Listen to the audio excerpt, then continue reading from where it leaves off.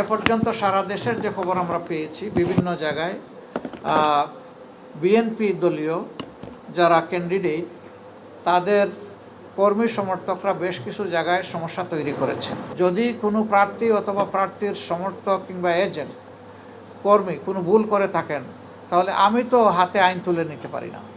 এর জন্য যথাযথ কর্তৃপক্ষ আছে, তাদের আমরা সহযোগিতা চাইতে পারি, কমপ্লেইন দিতে পারি। কিন্তু সেখানে তাই করা হয়েছে এবং কিছু সেন্টার তাদের দখলেও তারা সাময়িকভাবে নিয়ে গিয়েছিল। পরে সেনাবাহিনীর হস্তক্ষেপে সেটা অবমুক্ত হয়েছে। 15.5 বছর জাতি তাদের ভোটের অধিকার হারিয়ে আজকে যাকেই আমি জিজ্ঞেস করেছি যে আপনার কেমন লাগছে, বলে যে আমি খুব এক্সাইটেড, আমি খুব উৎফুল্ল, আমি অন্যরকম একটা অনুভূতি আজকে অনুভব করছি।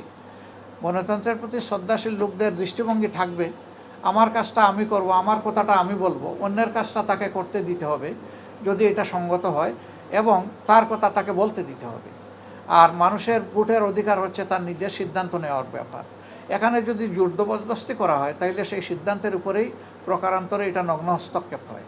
আমরা এই হস্তক্ষেপকে মোটেই পছন্দ করি না। আমার বক্তব্য হচ্ছে যে না, বাংলাদেশের একটা ভোট কেন্দ্রেও যদি এরকম পরিবেশ সৃষ্টি হয় সেটাও গ্রহণযোগ্য না, সেটাও অগ্রহণযোগ্য এবং আপত্তিকর। তবে আজকে আমরা এখন পর্যন্ত আমাদের সশস্ত্র বাহিনীর যে ভূমিকা আমরা দেখছি, তাদেরকে আমরা অন্তরের অন্তঃস্থল থেকে ধন্যবাদ জানাই। এখন পর্যন্ত তাদের ভূমিকা আমরা খুবই সন্তোষজনক পেয়েছি। যেখানেই সমস্যা হয়েছে তাদের ইনফর্ম করার সাথে সাথে তারা ফাস্ট মুভ করেছেন সব জায়গায়, এবং তারা চেষ্টা করেছেন সিচুয়েশনকে ট্যাকল দেওয়ার। তো যদি আমাদের গর্বের এই সেনাবাহিনী এবং সশস্ত্র বাহিনী তাদের এই কর্তব্যটা নিষ্ঠার সাথে পালন করেন, তাহলে আমরা আশা করি দিন শেষে জাতি একটা ভালো ভোট উপহার পাবে ইনশাআল্লাহ।